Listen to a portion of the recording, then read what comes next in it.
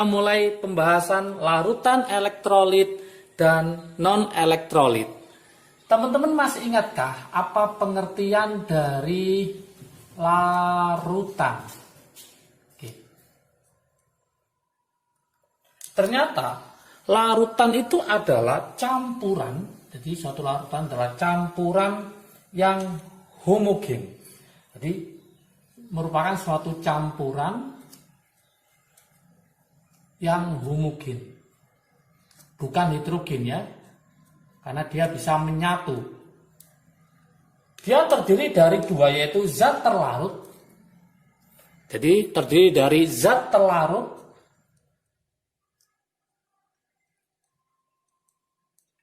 sama zat pelarut. Jadi ada telarut, ada pelarut, membentuk suatu larutan. Kemudian larutan kita bagi menjadi dua bagian besar. Kita bagi menjadi dua bagian besar. Oke. Yang pertama itu adalah larutan elektrolit. Larutan elektrolit. Yang kedua adalah larutan non-elektrolit. Jadi ada yang elektrolit, ada yang non-elektrolit. Dari kata aja udah kelihatan, untuk larutan elektrolit, berarti larutan ini artinya dia apa? Yaitu dapat menghantarkan listrik. Jadi larutan ini artinya dapat menghantarkan listrik.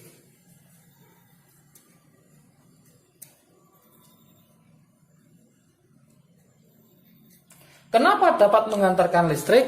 Karena dia adalah terionisasi. Jadi menghantarkan karena dia terionisasi menjadi apa? Menjadi ion-ion. Menjadi ion-ion. Yang penting ini, yang bergerak bebas.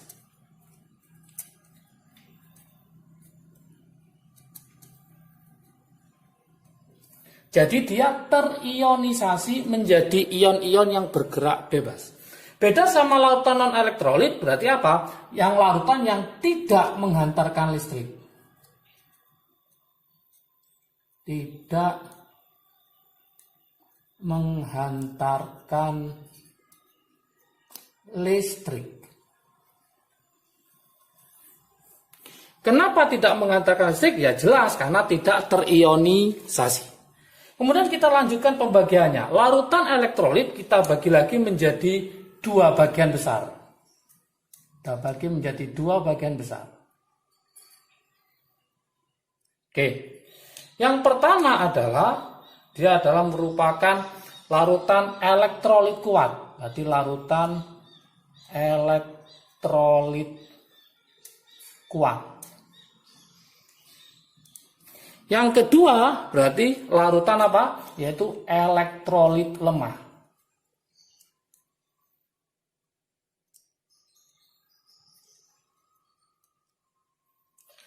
Elektrolit kuat dia menghantarkan listrik karena terionisasi. Karena elektrolit kuat maka terionisasinya itu adalah sempurna. Jadi terionisasi sempurna. Kemudian yang kedua, derajat ionisasi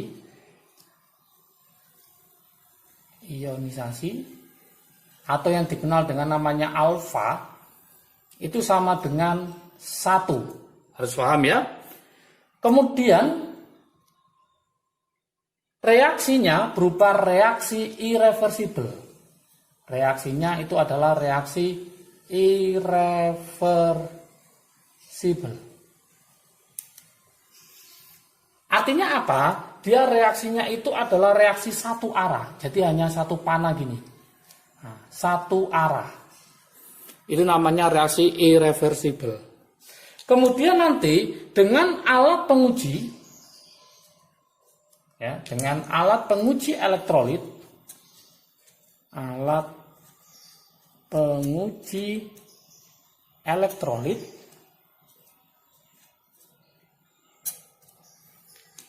dia akan memberikan nyala lampu yang terang. Nyala lampu terang. Kemudian gelembung gasnya itu sangat banyak sekali. Dengan alat penguji, gelembung gas banyak.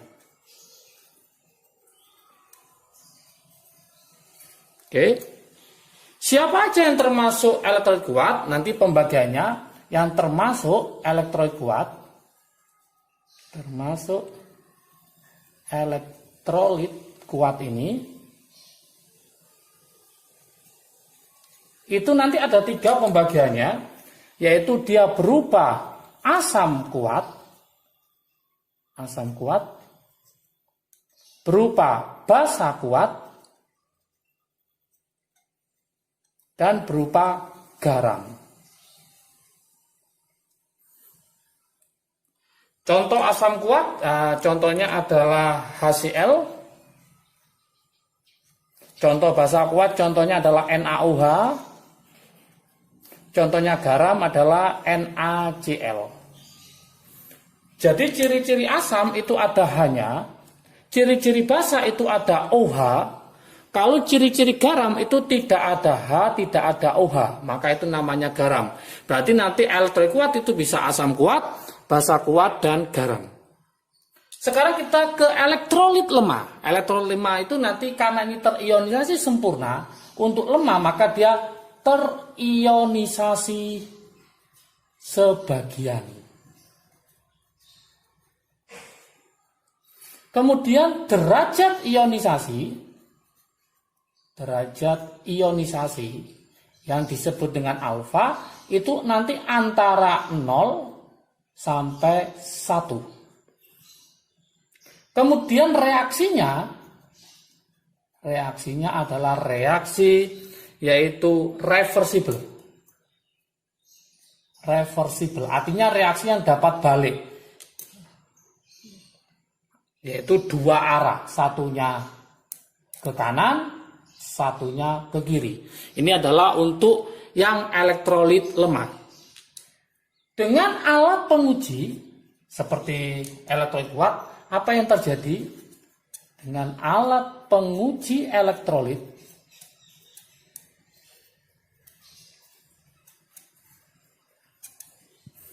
maka jangan salahkan sini adalah nyala lampunya redup. Nyala lampu redup. Atau kadang-kadang mati boleh. Tapi ada tapinya, yaitu apa? Gelembung gasnya sedikit. Gelembung gas sedikit dengan alat penguji. Yang termasuk elektrolit lemah,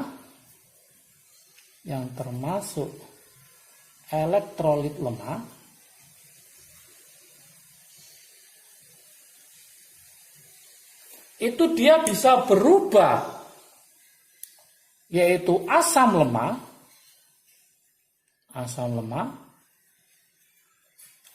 dan juga basa lemah.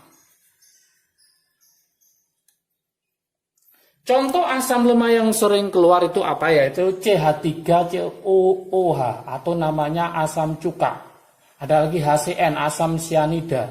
Ada lagi H2S, asam sulfida. Ada lagi H3PO4, asam fosfat, dan seterusnya. Ada asam karbonat ya. Basa lemah itu contohnya misalkan ALOH 3 kali. Kemudian contoh lagi adalah ZNOH 2 kali. Ada FeOH 3 kali. Ini adalah basa lemah. Kita lanjutkan ke larutan non-elektrolit. Larutan elektrolit itu larutan yang tidak menghantarkan listrik.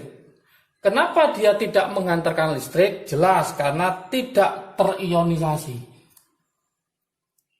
Tidak terionisasi. Itu yang pertama.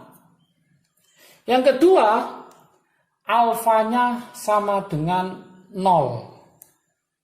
Oke, kalau yang kuat alfanya 1, ini antara 0 sampai 1, maka yang larutan non elektrolit itu alfanya 0, artinya tidak mempunyai derajat ionisasi karena tidak terionisasi. Kemudian dengan alat penguji,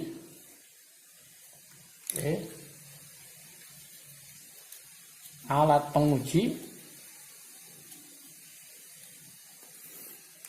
penguji elektrolit gimana? Untuk non elektrolit maka nyala lampunya mati. Nyala lampu mati. Padam ya. Kemudian gelembung gasnya tidak ada.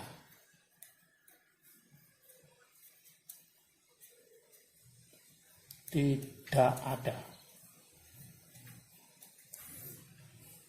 Siapa yang termasuk non elektrolit ini? Yang pertama, saya tulis di sini ya. Contohnya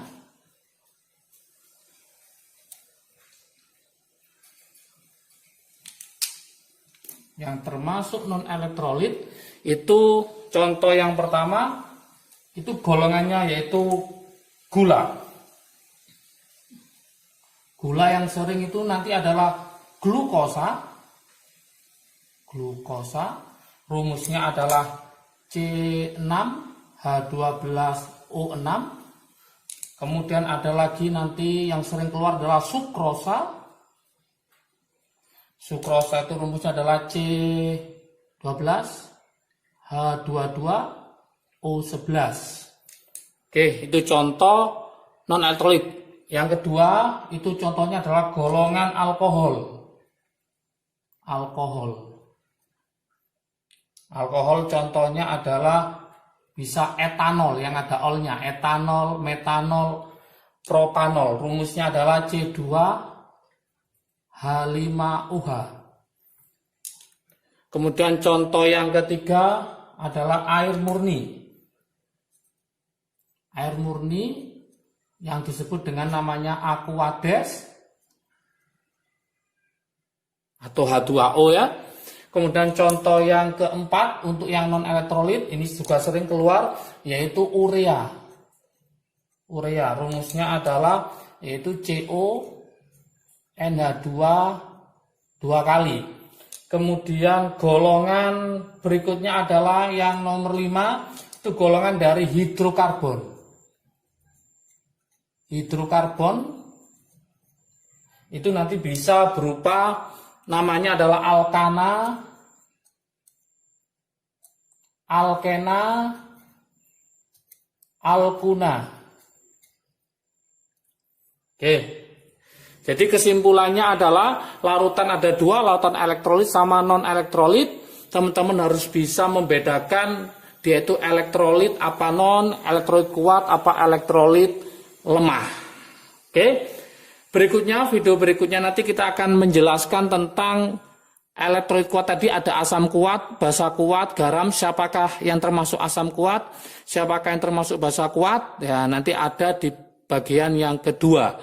Maka pada bagian pertama ini harus paham dulu. Selanjutnya nanti jangan lupa tonton video berikutnya adalah bagian yang kedua, yaitu tentang pembagian siapa aja yang termasuk asam kuat, siapakah yang termasuk basa kuat, bagaimana cara membedakan antara asam kuat dan asam lemah, bagaimana cara membedakan basa kuat dan basa lemah, sehingga harus ditonton bagian yang kedua. Oke, jangan lupa kalau video ini bermanfaat bagi kalian, silahkan di-share ke teman kalian supaya manfaatnya semakin banyak lagi. Jangan lupa like, subscribe, dan komentarnya. Juga lonceng ditekan supaya tidak ketinggalan video terbaru. Oke, terus tonton video Kim UD, terus pahami kimia. Semoga nanti ujian UTBK, ujian masuk perguruan tinggi negeri semakin mudah. Karena sudah belajar mulai dari awal. Oke, semangat belajar, sukses selalu. Salam dari Kim UD, asiknya belajar kimia. Assalamualaikum warahmatullahi wabarakatuh.